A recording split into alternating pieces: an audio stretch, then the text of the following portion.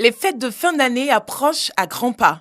Tous les mois de décembre, voire même novembre, les populations abidjanaises se ruent vers les espaces de décoration et vente de jouets. Commune de Cocody, ce magasin situé à la Riviera 2 ne désemplit pas. Waouh, c'est beau, très bien décoré. Bâti sur une superficie de 5000 m², le magasin a reçu 5000 différents modèles de jouets. Pour le gérant, les fêtes de fin d'année doivent être des moments exceptionnels. Il y a l'ambiance, la musique, les clients viennent même. Quand les clients viennent, ils rentrent dans le magasin, ils dansent, ils chantent, ils sont contents en fait. Benjamin et Maïva, employés de cette grande surface, interviennent dans les rayons. Ce sont des guides sûrs pour la clientèle. Généralement, ce sont les luminaires, les boules et puis quelques guirlandes. Il y a aussi les décorations, comme ce genre de déco-là, les serres. Oui, il y a les serres aussi qui sortent beaucoup. Avec les jeux en bois, les décos en bois, ça s'allume. Donc on propose ça aux clients, ça leur plaît. Les vélos sortent beaucoup, les vélos et aussi les voitures télécommandées. On a les drones aussi. On a plein de petits trucs, on a des chemins de rails. On a des jouets pour tout âge, quoi. Les fêtes de fin d'année sont des périodes d'affluence. Tous les produits attisent la convoitise. Pendant que certains clients très prévoyants s'aventurent déjà dans les rayons de décoration, d'autres s'activent en coulisses, déballent et mettent en rayon des montagnes de jouets.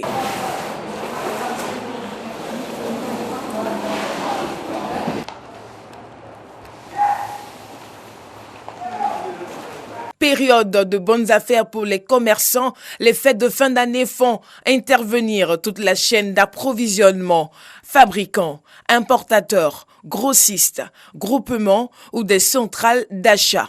On est presque à 75% de la Chine et 25% dans les autres pays du monde. C'est des centaines de millions par mois, centaines de millions le mois de décembre. Pour cette année particulièrement difficile à cause de la pandémie à Covid-19, ces fêtes de fin d'année seront une occasion pour les commerçants de se refaire une santé financière. Dans les rayons, l'on s'attelle à bien achalander les étagères pour plonger les visiteurs dans une fabrique de rêves, une machine à cadeaux, déception et un moment magique qui jamais ne s'arrête.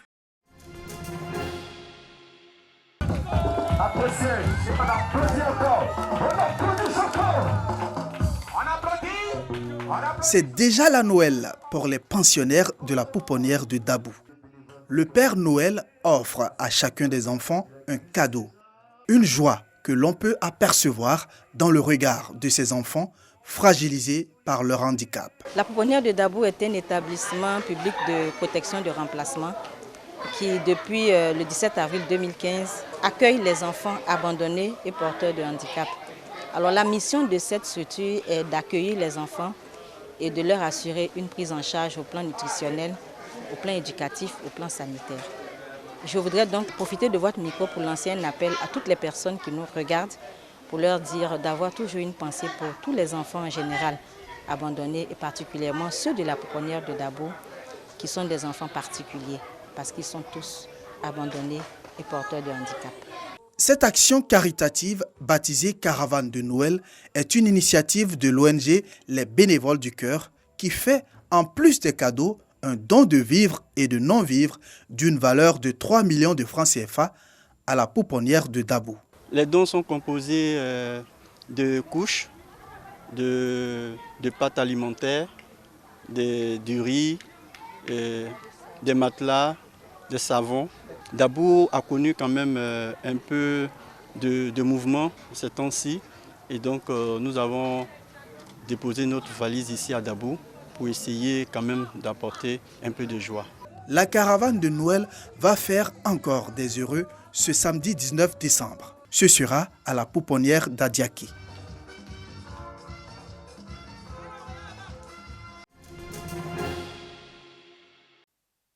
Ils sont venus de toute la Côte d'Ivoire pour réfléchir à l'avenir de l'agriculture familiale. L'initiative est de l'INADES Formation en collaboration avec la plateforme d'action nationale pour l'agriculture familiale.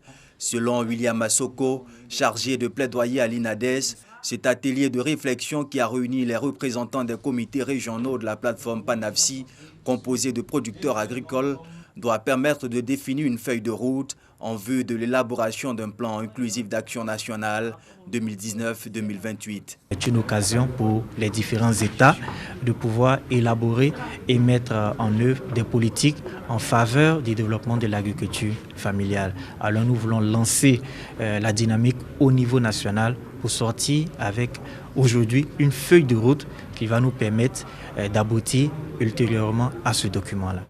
Pour une agriculture familiale nourricière des peuples, William Assoko en appelle à la mobilisation de tous. Nous attendons aujourd'hui l'implication de tous, puisque c'est vrai, l'Assemblée générale a adopté, les FAO et le FIDA sont chargés dans le pays de l'implémentation de la décennie, bien sûr, pas en vase clos, c'est avec les gouvernements, la société civile, dont la PANAFSI, nous devons collaborer ensemble pour élaborer ce document qui sera bien sûr validé par les instances au niveau gouvernemental. À en croire Léopold Dibi, président de la plateforme d'action nationale pour l'agriculture familiale, l'agriculture familiale est l'un des piliers majeurs de la croissance en Côte d'Ivoire. Cette agriculture familiale, c'est elle qui assure la performance de l'agriculture ivoirienne au niveau du café, du cacao et tout.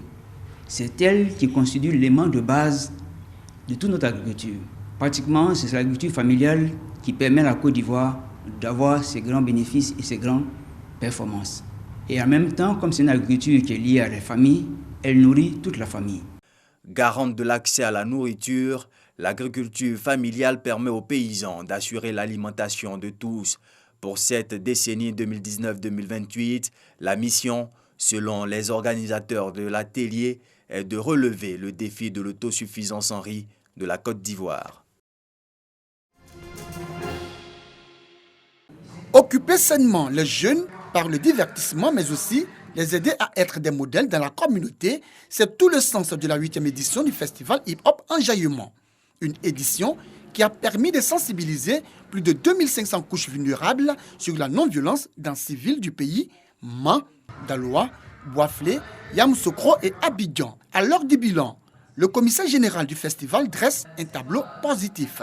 Par rapport à la violence électorale, c'est passé pendant la période, c'était important pour nous d'aller dans les villes comme Yamoussoukro. Plusieurs jeunes ont été sensibilisés sur la non-violence, la paix, sur la cohésion sociale. Près de 22 jeunes qui ont été bénéficiaires de financement au niveau du festival. Un bilan rendu possible grâce à l'appui de l'UNICEF, Fonds des Nations Unies pour l'enfance. Avec notre ambassadrice Nash qui a ce contact privilégié là avec les jeunes en parlant le Nouchi, en ayant une histoire à laquelle ils s'identifient, ça a permis d'aller vers eux, ça a permis de créer une plateforme de dialogue plutôt que d'aller vers la violence. Pour chaque enfant et chaque jeune, une vie sans violence, c'est le thème de la 8e édition du festival hip-hop Enjaillement qui a connu son apothéose le 28 octobre dernier.